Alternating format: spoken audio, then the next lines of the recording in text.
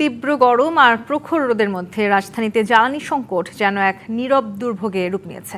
রাজধানীতে জ্বালানি পরিস্থিতি নিয়ে সবশেষ জানাতে মহাখালী এলাকা থেকে সরাসরি যুক্ত হচ্ছেন সহকর্মী সানি আহমেদ।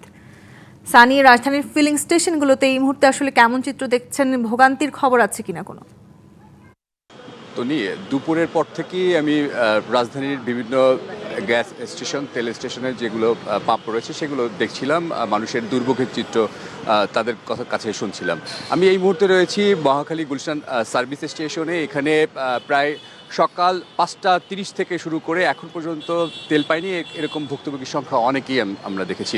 আমি যদি আপনাদেরকে একটু দেখাই যে এইখান থেকে ঠিক গুলশান 1 পর্যন্ত, অর্থাৎ মহাখালী থেকে গুলশান 1 পর্যন্ত এই যে গাড়ির সারি সেটি গুলশান পর্যন্ত চলে গেছে। যদিও 14 ঘন্টারও বেশি সময় দাঁড়িয়ে তেল পায়নি শত শত গাড়ি এখানে দাঁড়িয়ে আছে। তারা ক্ষোভ ছাড়ছেন, তারা দুঃখের কথা বলছেন, তারা জানাচ্ছেন যে অনেকেই এখানে না খেয়ে তারা সেই 10 থেকে 14 ঘন্টার মতো সময় এখানে অতিবাহিত করছেন।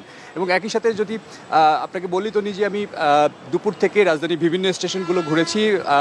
বেশিরভাগ স্টেশনগুলোতে জ্বালানি তেল সরবরাহ হচ্ছে, তবে কিছু কিছু স্টেশনে তেল পাওয়া যাচ্ছে না। সেই জায়গা থেকে যারা সারিবদ্ধভাবে যারা লাইনে ছিল তারা খুবই একটা বিপাকে পড়েছে।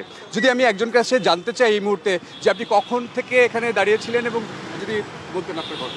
আমরা সকাল 5:30টার থেকে লাইনে দাঁড়ানো। আমরা প্রায় গুলশান যে কালভার্ট আছে ওইখান থেকে সিরিয়াল ধরে আমরা এখন পাম্পের কাছাকাছি আসছি।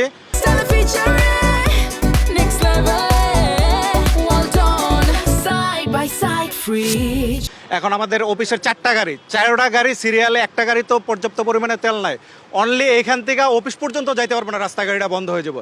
এই মুহূর্তে আর পাম্প বন্ধ করে দিছে। আর তারা সারা দিন এইভাবে অফুরন্ত তেল দিয়ে গেছে, কোনো গাড়িতে তেল দেয় নাই।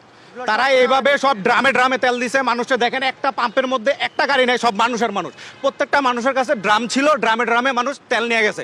এবং কি উল্টা পথে যারা ঢুকাইছে তারাও গাড়ির মধ্যে করে ড্রাম নিয়ে আসছে, ওই ড্রামে করে তারা তেল নিয়ে চলে গেছে। আর আমরা এত সকাল থেকে না খাওয়া, এই সকাল থেকে প্রায় 4-5টা ড্রাইভার আমার কোম্পানির, বাকিগুলো তো বাদে, বন্ধ করতে হবে পাম্পে সম্পূর্ণ সিন্ডিকেট।